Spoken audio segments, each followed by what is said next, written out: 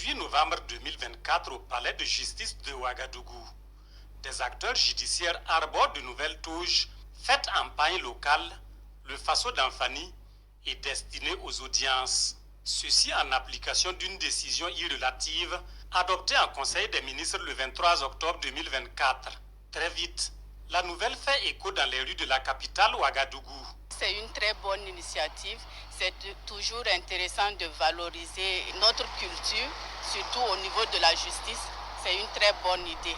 Et je suis particulièrement content de voir ces juges, ces greffiers porter ces toges en façon d'Anfani avec des broderies et avec leurs différents grades. Cela permet de valoriser la production locale, voilà, et encourager du même coup les artisans au niveau national. Des avis partagés par les premiers concernés. Aux tribunaux de grande instance de Ouagadougou, des magistrats et greffiers vêtus de ce costume pour la circonstance avec fière allure. Personnellement, j'ai apprécié le choix du tissu. D'ailleurs, le tissu fait partie donc de ces tissus que nous adulons beaucoup. Une initiative très appréciée pour notre part, à sa juste valeur. Une initiative que nous saluons au regard de la nouvelle vision des plus hautes autorités de notre pays qui ont voulu implémenter un nouveau costume d'audience pour les acteurs judiciaires entièrement tissé en cotonnade par nos tisserands. Une toge endogène qui promet les efforts des braves artisans burkinabés. La dynamique est unanimement saluée par des populations et gens d'Europe qui y voient également des enjeux économiques. Le coton est cultivé par nos cotonculteurs. Le coton est transformé par une usine burkinabé sur place. Le pain est tissé par nos mamans.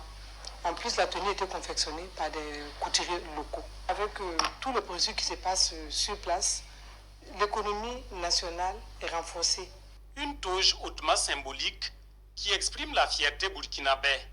Mais au-delà, c'est un pas de plus franchi par le pays des hommes intègres dans sa quête de souveraineté. Cela à travers ses acteurs judiciaires. En ce qui concerne celle des magistrats, on sait automatiquement à quel grade la personne appartient parce que les galons ressortent. Les galons ressortent sur les manches, sur les cols et sur les pitauges également et sur la toque. De même aussi que les touches de nos collaborateurs que sont les greffiers, les EGP, les secrétaires des greffes et parquets et les greffiers en chef. Le drapeau qui ne figurait pas sur l'ancienne touche figure là maintenant. On a le glaive, nous avons la balance qui sont les symboles de la justice. Pour ma part, je pense que cette touche elle est hautement symbolique. Ce sont autant d'innovations qui marquent une nouvelle ère dans la tenue des magistrats que je ne peux qu'apprécier au regard de ce qu'elle inspire en termes de reflet de notre identité culturelle et de ce qu'elle permet une meilleure identification du magistrat à travers notamment son grade et par rapport aux autres acteurs judiciaires. La vision est impulsée au sommet de l'État et au dire de certains acteurs, le processus a été l'un des plus inclusifs. Nous avons été associés à l'élaboration des tests. Et même quand on concevait la touche et les différents symboles qu'il fallait y mettre, on a également été conviés pour faire le choix des symboles ensemble. Je pense qu'il y a eu un comité de réflexion qui a regroupé les acteurs judiciaires. Il y a eu plusieurs rencontres dans ce sens et je crois que même la maquette a été dessinée par un de nos collègues. Cette autre réforme exprime clairement les aspirations des autorités burkinabées sous le leadership du capitaine Ibrahim Traoré, celle de promouvoir des valeurs et initiatives endogènes.